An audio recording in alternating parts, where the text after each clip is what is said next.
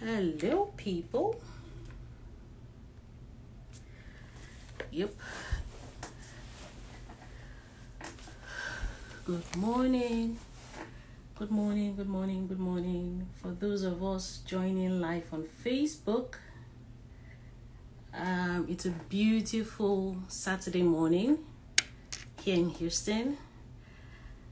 I'm super excited to be having this conversation with my guest this beautiful afternoon, and I thinking yes, it's evening in Nigeria, and well, some other places it could still be morning, but it's afternoon here.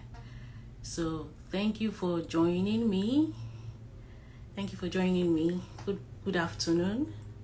For those of us on Facebook, I'll be streaming between Instagram and Facebook. So please feel free to join. Feel free to ask any question. And of course, my guests will be willing to answer any question that you have.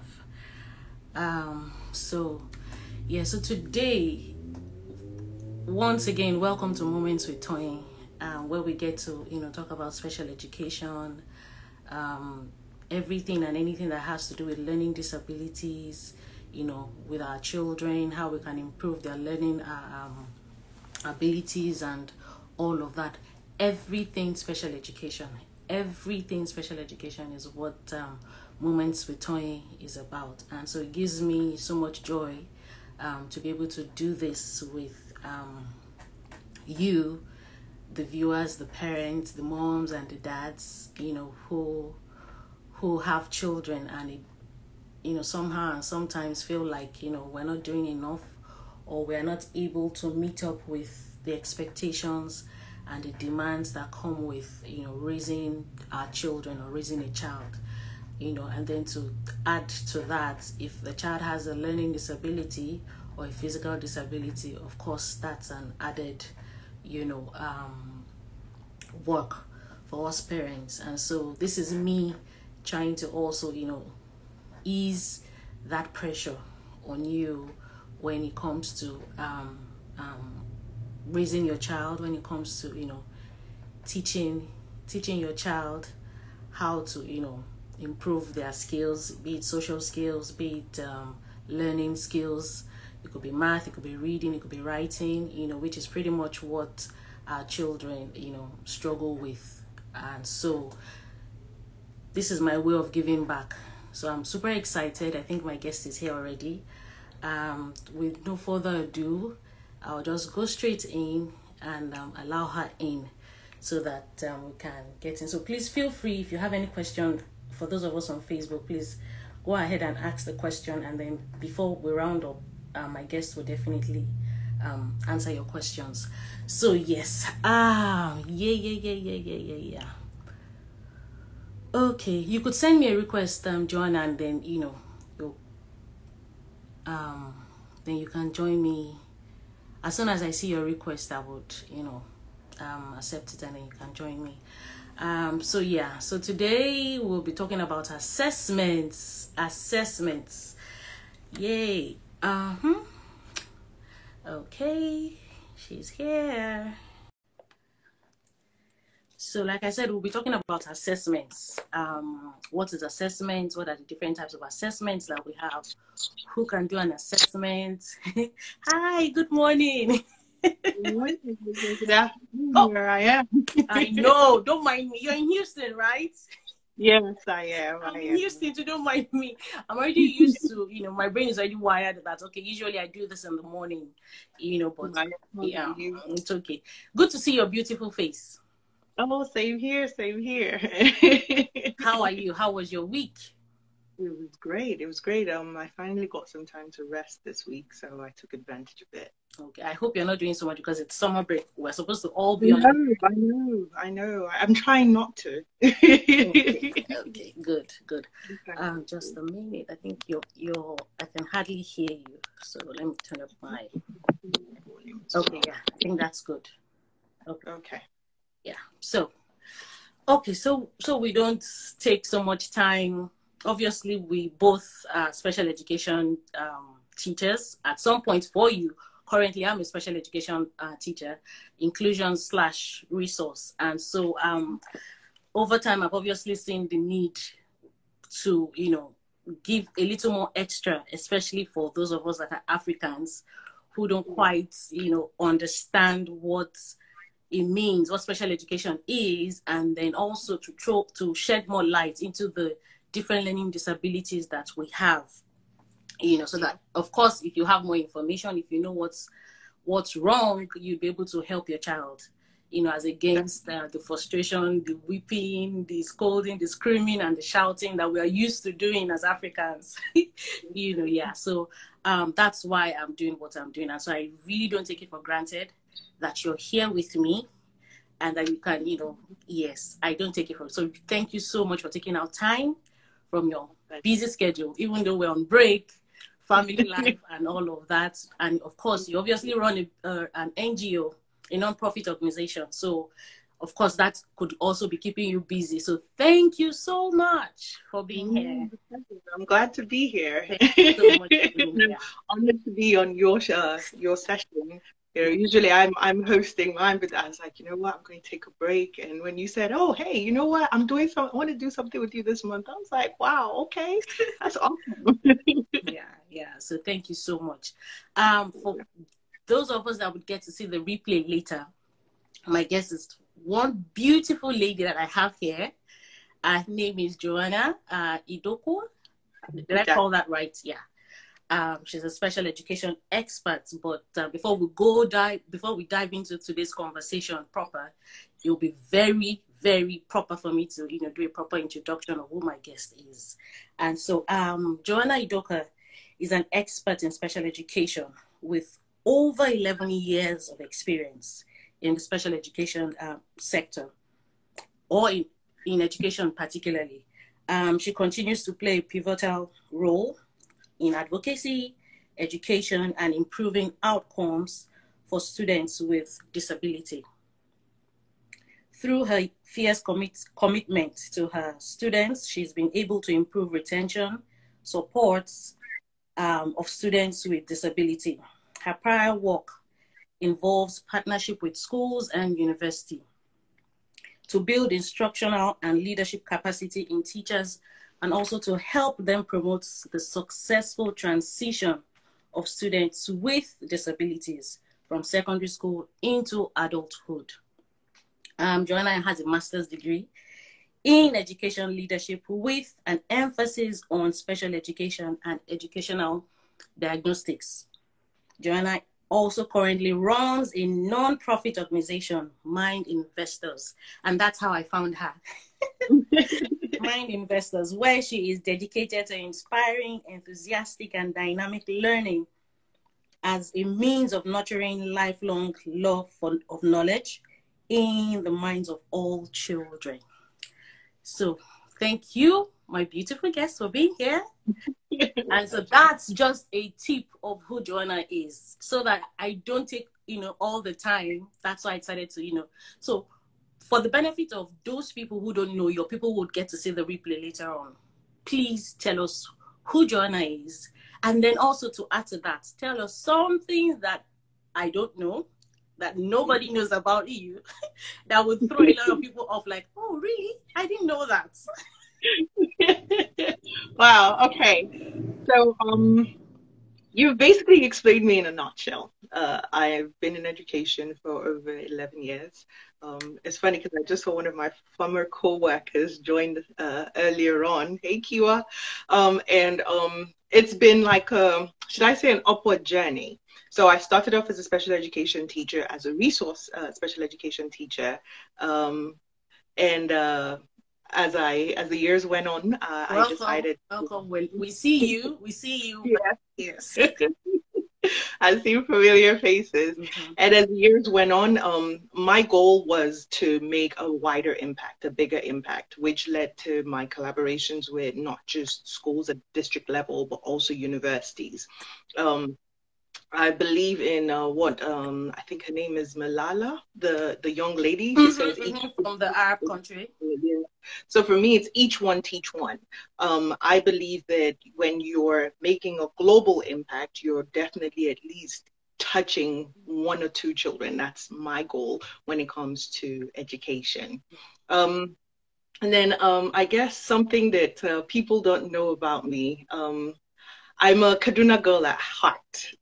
Yes, I grew up in Kaduna and I'm a Kaduna girl at heart. So, like, whenever people are coming from Nigeria, they ask me, what should I get for you? If you get me what we call Dambunama, we're best friends for life. So, yes. What's that? It's it's a ground beef. There's a way they cook it in the north. I don't really know how they make it, but there's a way they cook it. They cook it, they like there's I think they dry it out. They dry the meat in like little shreds and stuff. Oh, And it's meat. Oh. yeah. Oh, okay. They could you could make it with meat or you can make it with chicken. So That sounds good. yeah, if you get me that, we're best friends for life. And my Really? friends knew that. And so whenever they're coming back, that's what they usually get for me. That and yaji. I don't know if you ever heard of yaji. It's like a pepper spice. Those are the two things that just make my life go round. Interesting. Interesting. That's cool. That's cool. Okay, so I get, what did you call the first one again? Dambunama. Dambunama. Okay. Yeah. Oh, nama. Oh, meat. Yeah. Oh, okay. Meat, Dambunama. Oh, okay. Okay. So did you school in the north? Or did yes, you... I did. I did. Okay. I That's did. good. I'm sure. Thanks for letting us know something different about you. Okay. Yeah, nice. So as we go into the conversation, obviously we know that this is about assessments. Yes. And as a special education teacher, I would almost say that's what we do all day. Definitely. You know, and it's needed because you need to be able to know what the child is about, what the child can do, what the child is struggling with. And so it constantly, that's what special education is about. And also to also make it clear for, you know, our parents who would get to see this, that assessments really is not really about the school, right? Yeah. It's not really about the school. So today, since we're talking about assessment, but before we go into assessment, I know you're doing something amazing with Mind Investors. Can you just give us a taste of what you do, what they do, who you serve? I know, of course, we would have an idea that it's children, but a bit in-depth insight into what that's about. Okay.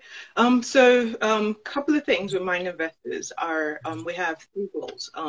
First is professional development. We train teachers to help students succeed in the classroom. Okay. With that facet, what we try to do is we try to get teachers to a level where they're not only making the learning interactive, but they're also making it fun for the students to want to Okay. as you said earlier, increase that lifelong learning thirst for knowledge that the students should be able to get when it comes to education.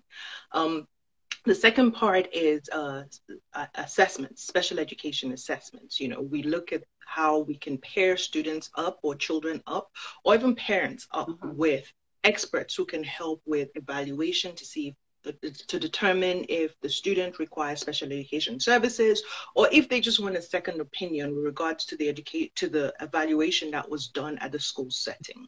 And then thirdly, we help with the development of IEPs. For us, we believe that the IEP is a living document and it's something that should be ongoing as opposed to a document that you just create once a year and then you share it with the teachers and it goes into cupboards, into closets, and nobody opens that until the end of the school year. It should be a living document that the teachers are aware of, the student themselves are aware of, where in the classroom they can actually tell a teacher, oh, I require extended time. And I'd like for you to give me that. So those are the three things that we do at this point in time. We also focus on literacy as well, especially in northern Nigeria. We're very big on making sure that we're promoting literary materials that can be sent over there to be able to support them as best as they can. Wow, amazing. That's a lot. Yeah, that's a lot. And I like the idea that, you're going back home to give. For those of us who would get to see this? Let's just bear in mind that, and as teachers, we like to make things very simple, so that people can pick out, even if you don't take all the information, one thing would be good to go. You talked about IEPs. I know what an IEP is, but some of us don't know what an IEP is, because outside of the shores of where we are currently, someone would be asking, what's an IEP? Mm-hmm. So how would you make it?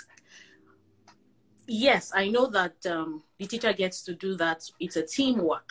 It's not just an individual thing. It's a teamwork. But for a parent who's wondering, okay, yes, we know assessment. The reason why I'm asking IEP is because we're supposed to talk about that later when we talk about what assessment is.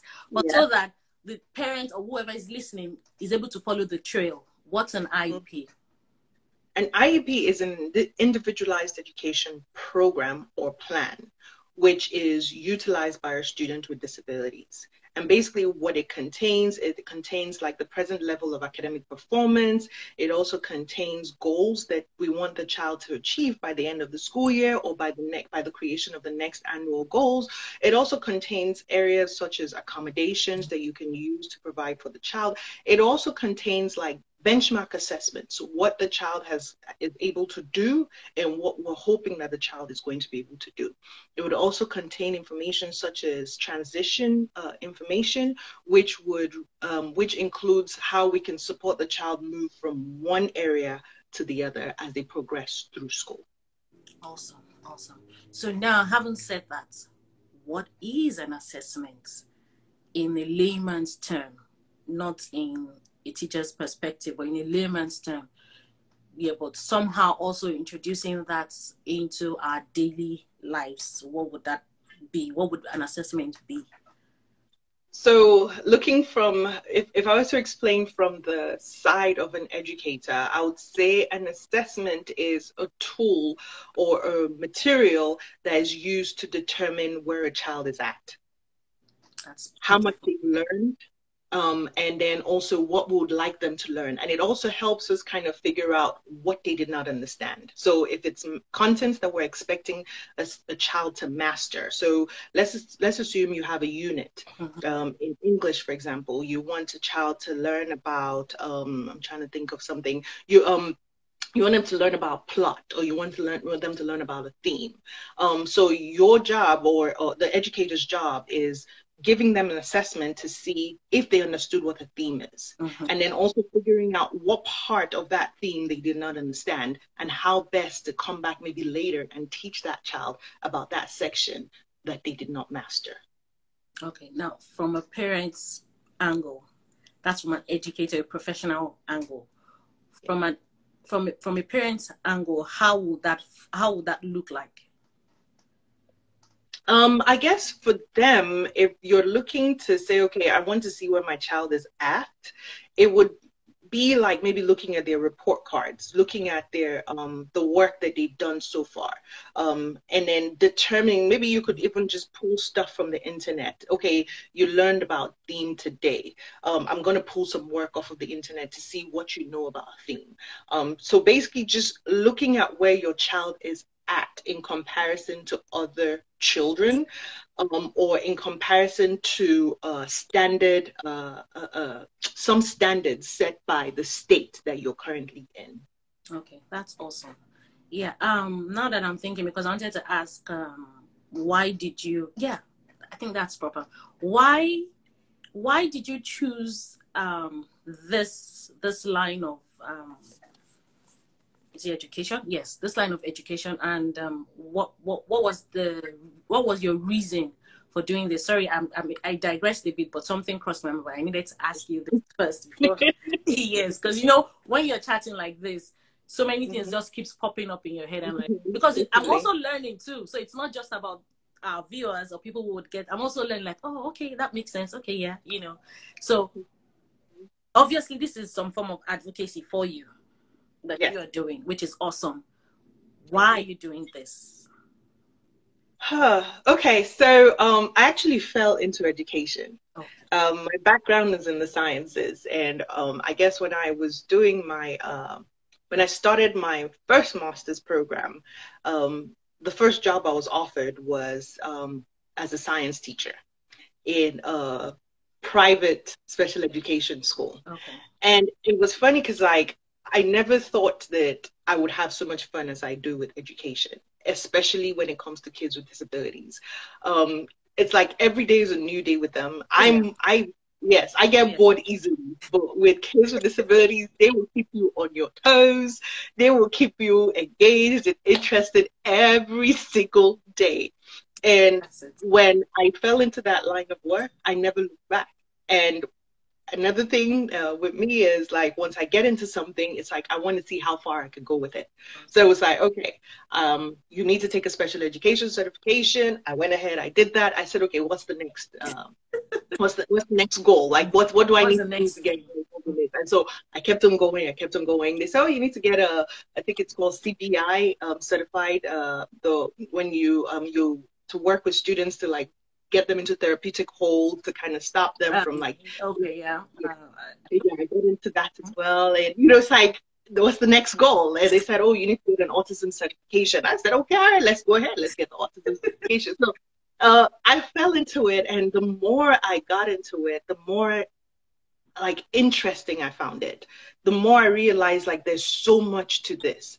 And then as time went on, I started like putting two and two together, things together. It's like you're looking at a kid with a learning disability over here, and you're realizing like, oh, I can remember back in high school days when this student was struggling with this. Could it mean that that child had a learning disability in English?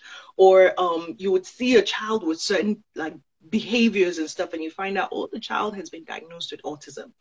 And then you start to think about like, maybe friends, kids that you've seen things with and stuff like that.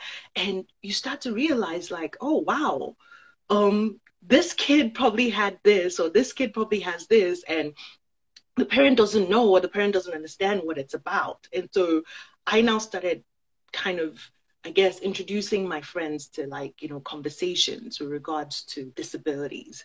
And then I also noticed a big thing working at the school district level. A lot of parents don't understand some of the words that we're talking about when we're talking in an IEP meeting.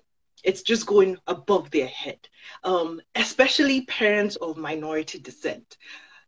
We try to, I guess, when we're talking to them in the IEP meeting, we try to mask a lot of things. We make it look like as if we're actually giving those kids help, but a lot of times we really are not. We're just trying to put them in a little box because maybe that child is quote unquote hard to deal with. And so for that reason, it's like, oh, let's just tag a label on them. And then we're not explaining in detail what that label incurs, and then also how that label can help that child as well.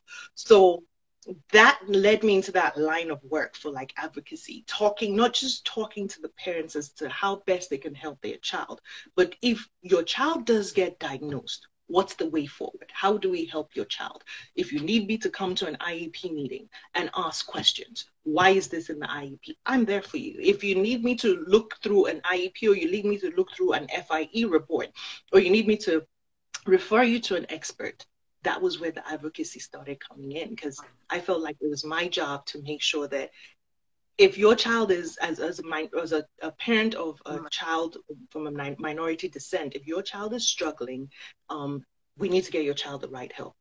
Or if your child is identified under a specific umbrella, under special education, we should make sure that it's the right disability and they're getting the right services. Awesome. Awesome. You just threw everything out of the park. Yes.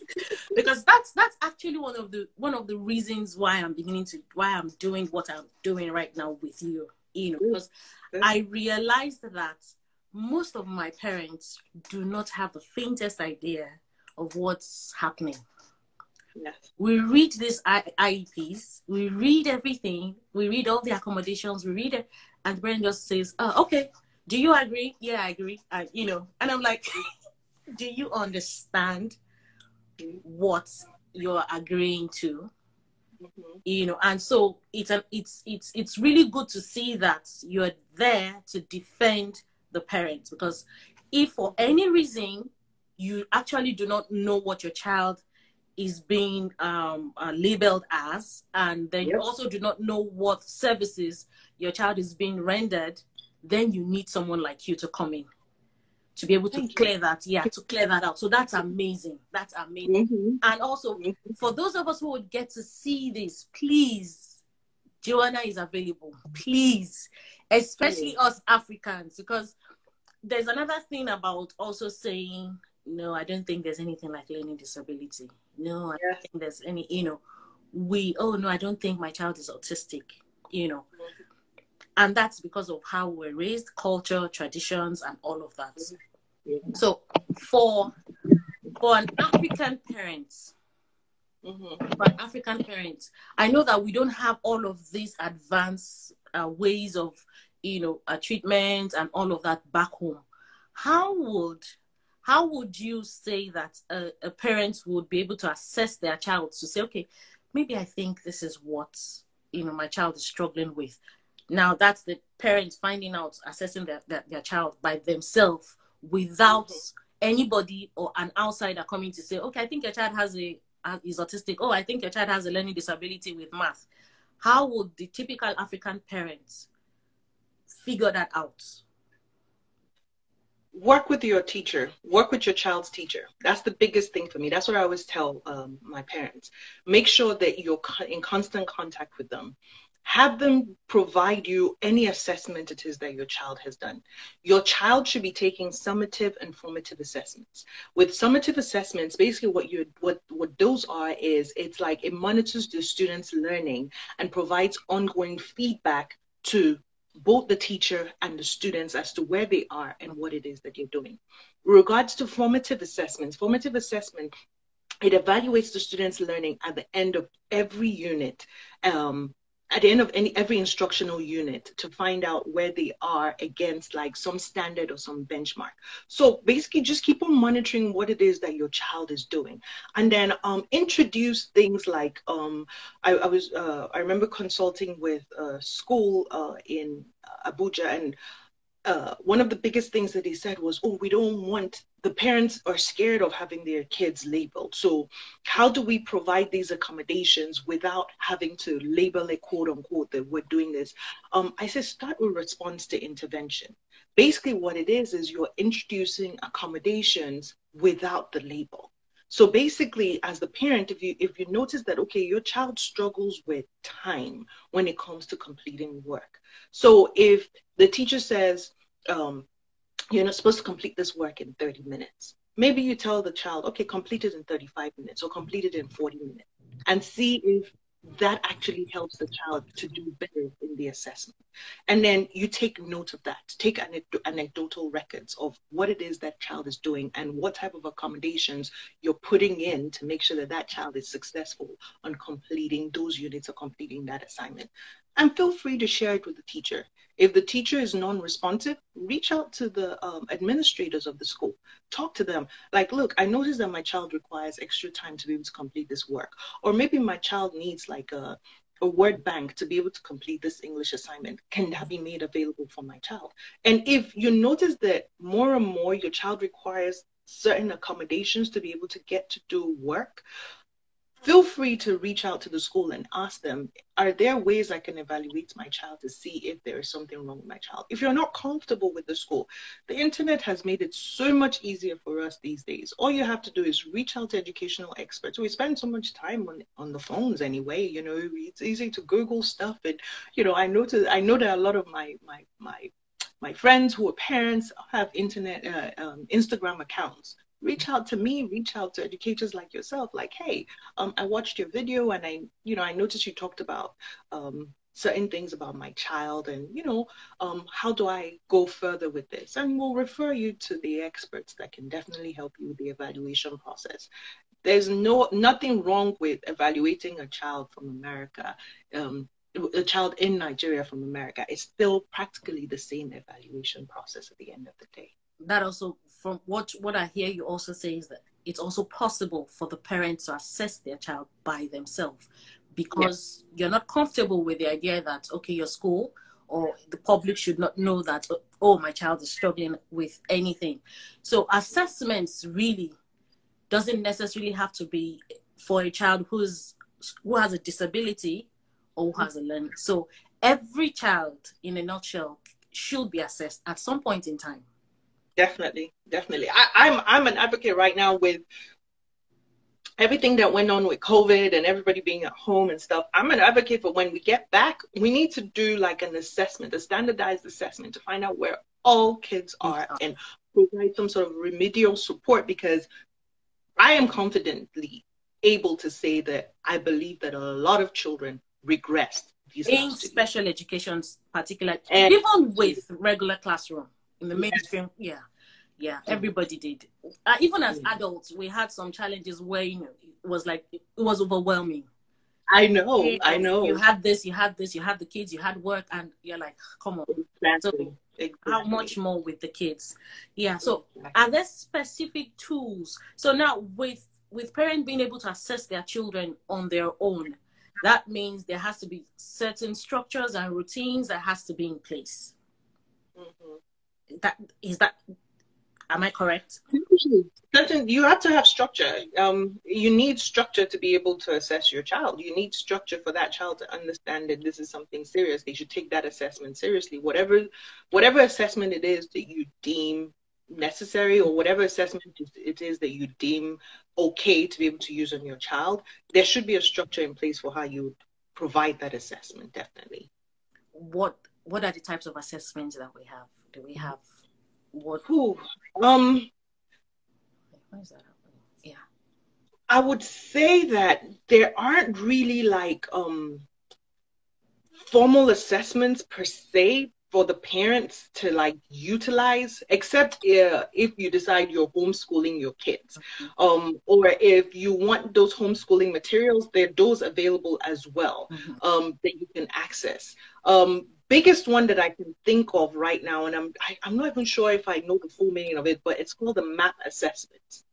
You can actually buy that, and basically what it does with the MAP assessment, at the beginning of the school year, it helps you kind of gauge where your child is in comparison to other students when it comes to English, math, and science. Okay. And what the MAP assessment will show you, it'll show you your child's percentile ranking statewide. It will also show whether your child is ready or on track to be able to take the ACT exams or the SAT exams. Those are the exams for when you're going into college and stuff. It will show how ready your child is with regards to meeting that standard or meeting that goal. And then if you go down further, if you break that MAP assessment a little bit more, it will also show like areas where perhaps your child struggled in, like in terms of like the content. It will also show if your child took that test seriously, it will actually show that there was rapid guessing. Like if your child with the MAP testing, with the MAP assessment. So that's something that you can look at with regards to assessing your child.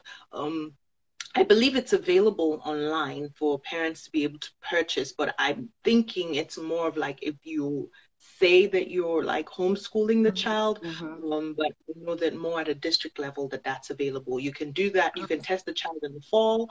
That's usually around September, October, or you can test the child, and then you can test the child again in February, March to see where they're at with regards to what it is you know about the child and how much work you've put in to support that child to reach February, March, and then testing that child to see where they're at. Oh, awesome.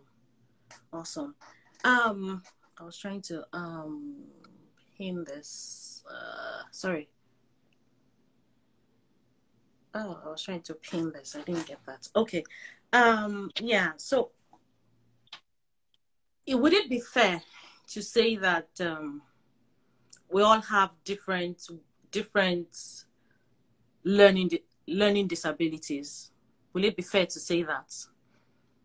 When you say we all, are you talking about everyone in general? Yes, everyone in general, because there's a tendency for some of us to think that once a child is smart, you know, the child is fine. He doesn't need an assessment. He's good. You know, it makes it look like the child is untouchable. He would just keep going and everything just goes smoothly. And then all of a sudden, you hit a roadblock and you're like, what happened? Mm-hmm. So that's why I said, is it possible to say that we all have learning disabilities, regardless of whether the physical we don't have? Of course, learning disabilities are not what you can see with your eyes, as against the physical. So would it be fair to say that, so that we all have a very broad mind when it comes to learning disabilities? I know that's not something that you yeah. I would say we all have our flaws. That's what I would say. We all have our flaws. Some people are experts at certain things and other people are experts at other things. For example, with me, I'm not good in math, and I usually tell people I'm not good in math.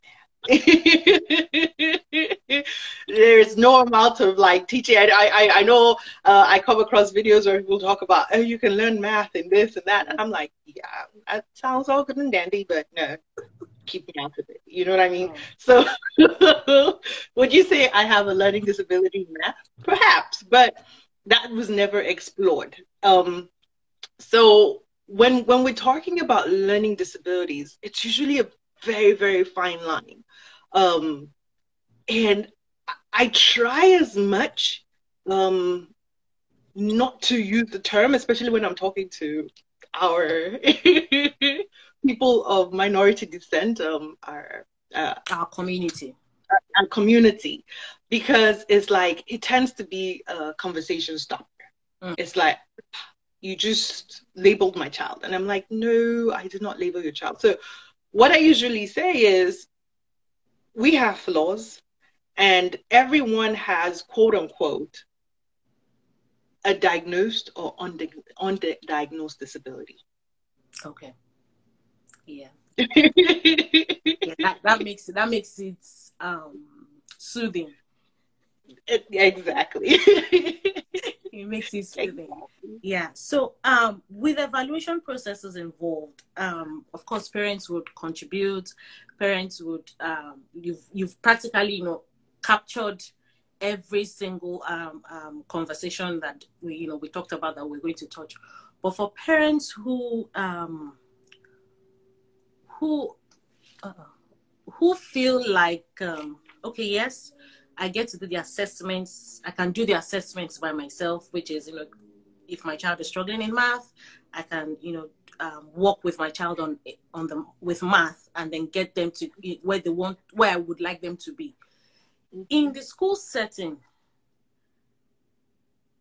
what specific tools do you use? Yes, you talked about the map assessments, which is obviously one thing.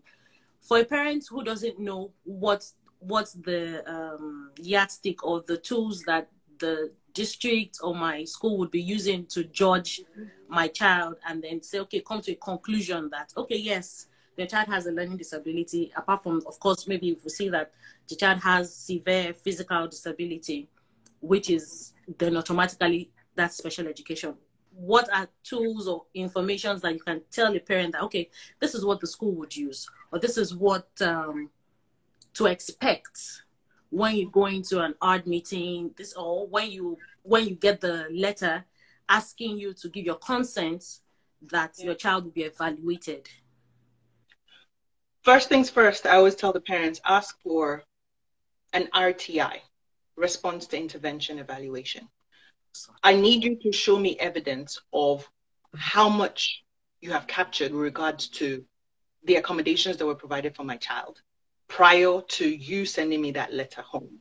And then also what type of accommodations you provided for my child. And then also what assessments you use to be able to determine that my child should be tested for special education services.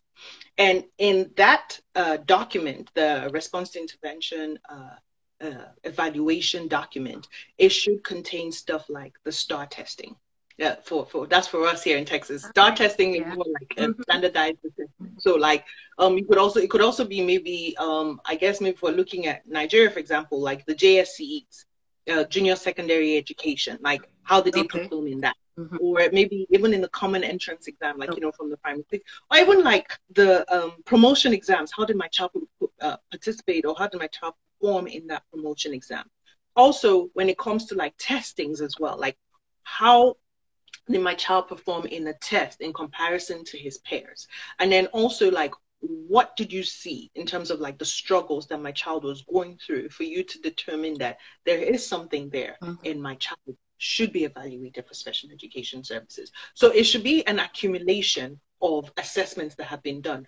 Usually, for me, I usually push that the evaluation process, that RTI process, should have been conducted for a whole year. Yeah. Because it gives the teachers a plethora of information that they can provide to the parent and say, based off of all of this evidence here, we're determining that your child should be evaluated for special education services. Now, the only reason why I would say maybe 6 months is if that child continues to struggle consistently. Then you can sit down and talk to the parent and say, hey, this child is struggling and there's a potential that this child may be retained this school year. So it might be in this child's best interest if we get this child evaluated based off of this information that we've collected in the last 6 months. Awesome, awesome. So for parents who would see this, RTI is response to intervention. So yes, that's the term we use here for some form of assessment before the child is, classified as needing special education services. So most of us will be like, RTI? What are you saying? Yeah. And there are three, yeah, and there are 3 stages. A very detailed document. The teachers should be having sections where they're putting in the child's grade literally every week. The child scored this in math, scored this in English, scored this in social studies, scored this in science. You're keeping a tab of how that child is performing weekly, so that when you share that with the parent, you're showing them evidence to say, this is why we determined this, as opposed to, oh, the child is struggling, or, oh, I noticed the child doesn't sit right, or the child is noisy in the classroom. Yeah. Yeah. So I know that most of what we touched on was strictly more or less like instruction, how to, better the child's instruction in terms of content, math, and all of that. For behavioral issues, what kind of assessment? Because most times we say, for people like us, we would say the child is just stubborn. He's just so rude. He's just so rude. How would you, for a parent now, in our own setting, of course, we know that we have to do the behavioral assessment, BFA or so? Yeah. And then we do the BIP and all of that. In our own community, how would you advise or tell a parent to see that kind of behavior? Because here we somehow are more comfortable now because the children are more expressive. And then we don't see it as the child is being rude. The child is just being assertive and trying to get into his or her own space. How will that be explained to a parent? And if that is in a school setting in our own community, how would you put that into a teacher, if you were to, because you remember you do schools, you help teachers. How would you get that tool or information, if I'm making sense, to get a teacher to understand that it's not that the child is rude? Are you following? If the child is not rude, and if that's the case, how would you handle behavioral issues? So are we talking from a parent perspective, or we're talking from the perspective of the school? From the perspective of a parent. Me and you know that school is standard. There are standard rules. There are standard, protocols you have to follow and all of that. But for a parent who doesn't know any of this, how do you... So it goes back to what you mentioned earlier about structure. As a parent, do you have structure at home? And is the child deviating away from the structure? Awesome. So you ask yourself that question. Is the child deviating away from that structure? Why is the child deviating from that structure? And then also, how often does the child deviate from that structure? And then also, you also look at when the child deviates from that structure. So say, for example, you have like, rules in the house, and you notice that the child is like, just breaking all the rules, at certain times and how they're breaking those rules. You would look through those and then you can now determine if maybe there's something extra here that I'm not working on, or maybe there's something wrong with the structure that we have in place that doesn't work with the child. So maybe I need to like change it. Or I could go up to ask the student, the student's teacher at school and ask them like, do you notice these things with my child? And if the teacher concurs with what it is that you're saying, that maybe it's time you look to see if maybe a functional behavior assessment needs to be conducted on your child. I always say this to the parents. Your child spends more time at home with you than they spend with us at the school. So you are the one that can tell us how best we can help support your child at home, at school, based off of your interactions with them. So there's nothing wrong with you taking account of how many times your child has done whatever it is that they did with regards to behavior, and then coming to compare notes with the teacher. And then you both can now decide, you know what, I need a functional behavior assessment done. And guess what? In the state of Texas, once you send a letter to either the special education department chair or maybe even the school itself or the district that I want my child tested to see if there's a behavioral issue, we have 30 days to reply that letter. Whether, yes, it has been determined that your child should be assessed for should be assessed for a behavioral issue, or no, and we'll give you a reason why. If it has been determined that yes, your child does require functional behavior assessment, then we have 45 days to make sure that that happens once you receive that letter. Awesome. It goes to show that, like I always say, parents are the best place to assess their children. You are the one constantly in contact with the child. So if a teacher or the school comes up with something, you know if it's true. Exactly. You know, the idea of trying to like probably shove it like no, and then no, you know if it's true. When a parent tells me, "Oh, my child doesn't do that at home," I'm like, I'm sure they do. Yeah. So now, So from one parent to another, outside of school, outside of work and our profession, what are practical ways of putting, that would be our last take on the conversation. What would be the practical ways that as parents we could put in form of routine or structures for our children if we know that my child is struggling with school in any subjects, or if it's behavioral issues? What are practical tools, like one-on-one, parents to parents? What would you advise that a parent should do? Or tools, information or resource, whatever. What do you think that they can use? There's a lot of help out there. First one that comes to mind for high schoolers for me would be Khan Academy. If you know your child is struggling in math, go ahead and make sure that you put them on Khan Academy at certain times of the day, and then also assess them. Biggest thing I would say with regards to when it comes to engagement, interactions with our kids and providing resources is making sure that you're there all the time. And when I'm talking about making sure that you're there all the time, there should be ongoing conversations between you and your kids. It's one thing for them to have a phone, and then another thing for them not to even like have your numbers stored in their head, or you know, not having a continuous conversation with them all the time. I do that all the time. I'm always texting my kid like, "You okay? What's going on?" And then he responds back. If he doesn't respond back, I'm like, "Hey, everything all right? Do I need to come pick up that phone?" You know what I mean? Have like a routine at home where at certain times of the day, you all are checking in with one another, making sure that everything is good and everything is going on okay. When it comes to the lower schools, because I said Khan Academy was more for like high schoolers. That's the level at which I've dealt with it at. When it comes to middle school and elementary school, biggest resource or biggest tool that I love and I continue to tout about is Teachers Pay Teachers. Yes, a lot of it saves me. yes.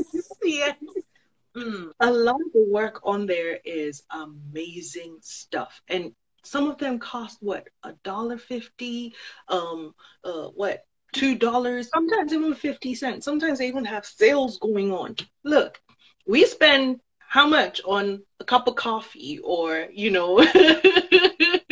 this and that. What more? Priority. Priority. Exactly. What more? Just go ahead and invest in your kids. 50 cents. If you convert that to what, Naira, that's how much we're looking at. I know that it's a 400 and something. So you're looking at $200. Sorry, 200 Naira to invest in your child. And I'm very sure that that is something that we all can sacrifice every now and again. And like I said, if you sign up with Teachers Pay Teachers, they tend to, I think they have sales sometimes, they have certain things. They even have free resources and free tools on there. If you as a parent, you're unsure as to what type of, what level your child should be at and what type of work it is that you should be giving your child, again, we're always on the phone. We're on our Instagram, we're on Google, we're on this. You exactly through the internet. You know what I mean? Yeah. Reach out to advocates or experts online, educational experts online. And if somebody doesn't answer you, hey, move on to the next person. Exactly. You know, exactly. I always say that you know, denial is delay is not denial. You know what I mean? So that pretty much sums up the need and the importance of early intervention. So I know early intervention is pretty much, is not exactly what we've just talked about, but from a parent's perspective, that's you know, helping your child earlier on before, you know, it gets out of hand. And so instead of you waiting for the teacher, for the school to respond to you, those are things that you can do as a parent, you know, to save yourself future troubles.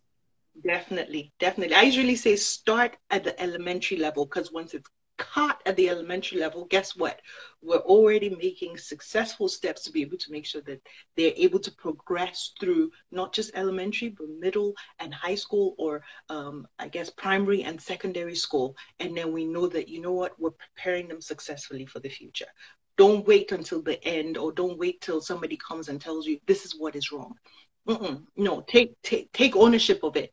When you take ownership of it, guess what? You're not going to be embarrassed. Instead, you're going to be like, yeah, I know, and I'm working on it. Awesome, awesome. So should I be taking that for your last one, because that was you calling us into action? Definitely. Wow, definitely. Wow, you just taught me a lot. You're just throwing some, you know, bombs here and there, and I'm like, oh my god, oh yeah, she does know what she's talking about. Yeah, that's amazing. That's amazing. And thank you for the work that you do. With no further questions or anything, yeah, I guess our friends would get to see this later on, and then anybody who gets to see this, please, can you tell us how we can reach you? You know, where they can come and get your contact, and, you know, if we need help.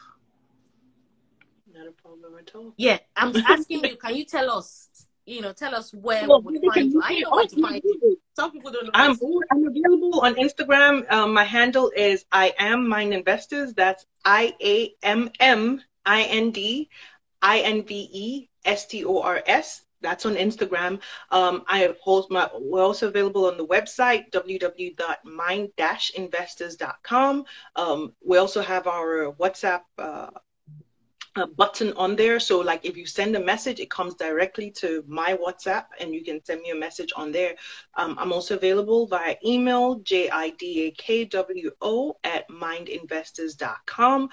Feel free to send me a message, or via the website, via Instagram. I'm also on LinkedIn. If you want to reach out to me, just type my name, Joanna, Joana, and I'll probably pop up on there as well. I'm very easy to reach. Just send me a message. Don't be afraid. I know, right?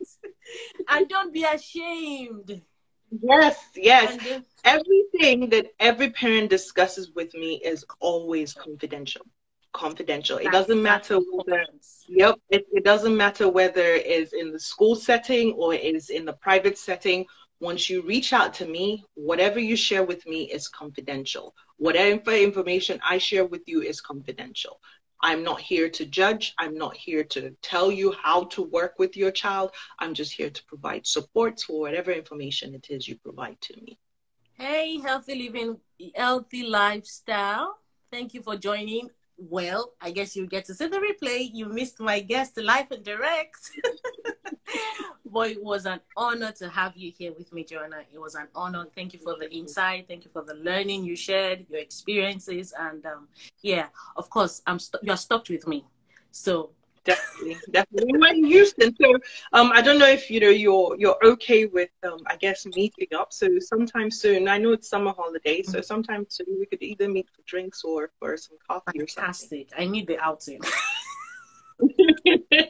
I need to get away. Yeah, I know, because with COVID and everything, everybody's still a bit, skeptical about stepping out. No, I'm not anymore. I have to pick up my jobs. I'm up and about. I have to be reprimanded a lot of times, like, no, you're not, invisible from COVID just because you got your jab. So I know, right? Yeah, yeah. Well, that would be awesome. That would be awesome. So thank you so much for taking out time to being here with me on Moments with Tonye. I guess I'll see you on the other side.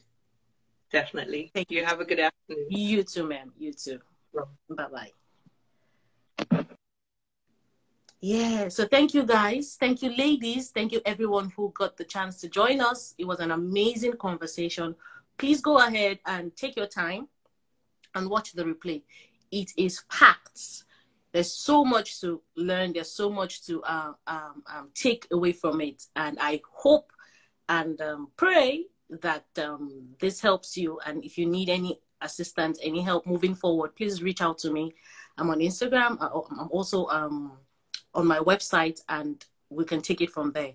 You need resources, anything that you need, please feel free. Go to the link up in my bio, and you can definitely reach me. And yeah, like Joanna said, everything is always confidential. That's the reason why we are special education teachers. Nothing you share is taken outside of the conversation or the meeting. So feel free, and let's get your child to where you want them to be. So closing out, I'll see you guys next week, hopefully by God's grace. Please do enjoy your weekend and have a fantastic day.